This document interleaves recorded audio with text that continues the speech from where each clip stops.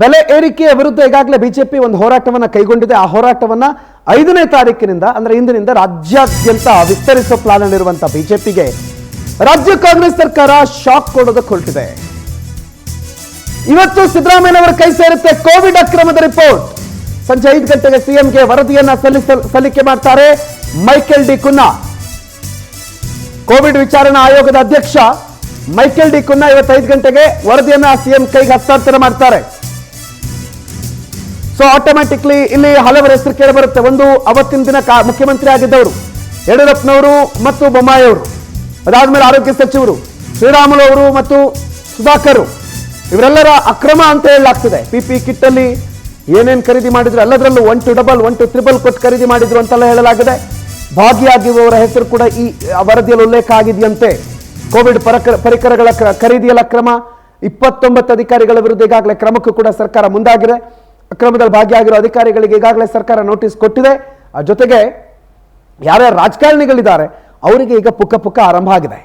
ದೀಪಾ ಈ ಬಗ್ಗೆ ಹೆಚ್ಚಿನ ಮಾಹಿತಿ ಕೊಡ್ತಾರೆ. ನೇರ ಸಂಪರ್ಕದಲ್ಲಿ ನ್ಯೂಸ್ ಡೆಸ್ಕ್ ನಿಂದ ಜಾಯ್ನ್ ಆಗ್ತಿದ್ದಾರೆ. Deepa, good morning. ಎಲ್ಲ ಒಂದ್ ಕಡೆ ಕೋವಿಡ್ ವರದಿ ಬಿಜೆಪಿಗರ ಎಲ್ಲ ಆತ್ಮಸ್ಥೈರ್ಯ ಉತ್ಸಾಹ ಎಲ್ಲವನ್ನ ಕುಗ್ಗಿಸೋ ಸಾಧ್ಯತೆಗಳಿದೆಯಾ?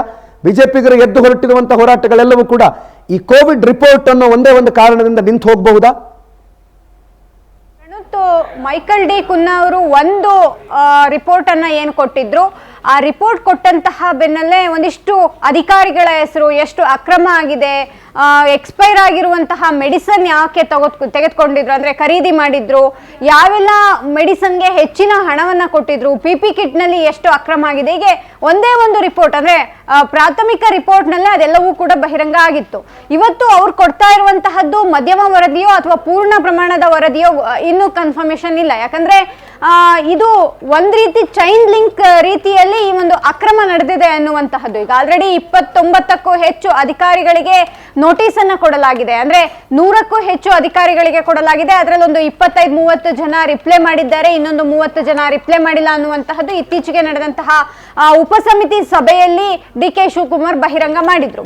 ಇವತ್ತು ನೀಡ್ತಾ ಇರುವಂತಹ ವರದಿಯಲ್ಲಿ ಅಂದ್ರೆ ಹಿಂದಿನ ವರದಿಯಲ್ಲಿಯೇ ಇರುವಂತಹ ಅಂದ್ರೆ ಆಗ ಇದ್ದಂತಹ ಸಿಎಂ ಅವರ ಹೆಸರು ಕೂಡ ಇದೆ ಅದರೊಳಗಡೆ ಅನ್ನುವಂತಹದ್ದಿತ್ತು. ಆದ್ರೆ ಇಲ್ಲಿವರೆಗೂ ಸರ್ಕಾರ ಯಾವ ಹೆಸರನ್ನು ಕೂಡ ಬಹಿರಂಗ ಮಾಡಿರ್ಲಿಲ್ಲ. ಜೊತೆಗೆ ಅಂದಿನ ಏನು ಆರೋಗ್ಯ ಸಚಿವರಿದ್ರು ಅವರ ಹೆಸರು ಕೂಡ ಬಹಿರಂಗ ಮಾಡಬೇಕಿತ್ತು, ಅದು ಕೂಡ ಆಗಿರ್ಲಿಲ್ಲ. ಯಾಕಂದ್ರೆ ಇನ್ನು ನಾವು ಪೂರ್ಣ ಪ್ರಮಾಣದ ವರದಿಯನ್ನ ಸ್ವೀಕಾರ ಮಾಡಿಲ್ಲ.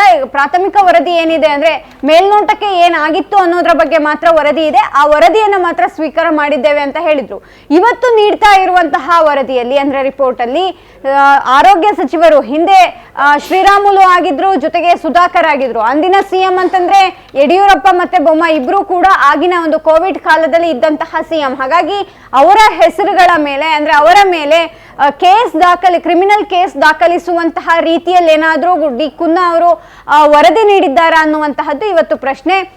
ಇವತ್ತು 5ವರೆಗೆ ಆ ವರದಿ ಸಿಎಂ ಕೈ ಸೇರುತ್ತೆ. ಇಷ್ಟು ದಿನ ಯಾವುದೇ ರೀತಿ ಅಂದ್ರೆ ಜೀವ ಉಳಿಸುವಂತಹ ಕೆಲಸವಷ್ಟೇ ಮಾಡಿದ್ದೇವೆ ಅನ್ನುವಂತಹ ಹೇಳಿಕೆಗಳನ್ನ ನೀಡ್ತಾ ಇದ್ದಂತಹ ಬಿಜೆಪಿಗರು ಎಲ್ಲ ಒಂದ್ ಕಡೆ ಅಧಿಕಾರಿಗಳ ಮೇಲಷ್ಟೇ ಎತ್ತಾಕುವಂತಹ ಕೆಲಸವೂ ಕೂಡ ಆಗಿತ್ತು.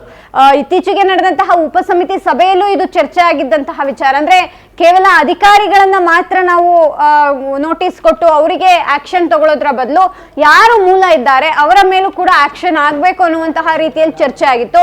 ಹಾಗಾಗಿ ಇವತ್ತೇನು ರಿಪೋರ್ಟ್ ಸಿಎಂ ಕೈ ಸೇರ್ತಾ ಇದೆ, ಇದರ ಬಳಿಕ ಮತ್ತೆ ಉಪಸಂಪುಟ ಸಮಿತಿ ಸಭೆ ಆಗುತ್ತೆ. ಸಭೆಯಲ್ಲಿ ಯಾವೆಲ್ಲ ತೀರ್ಮಾನ ಮಾಡ್ತಾರೆ ಅನ್ನುವಂತಹದ್ದನ್ನು ಕೂಡ ಕಾದ್ ನೋಡ್ಬೇಕಾಗತ್ತೆ. ಪ್ರಣತ್, ದೀಪಾ ಮಾಹಿತಿಗೆ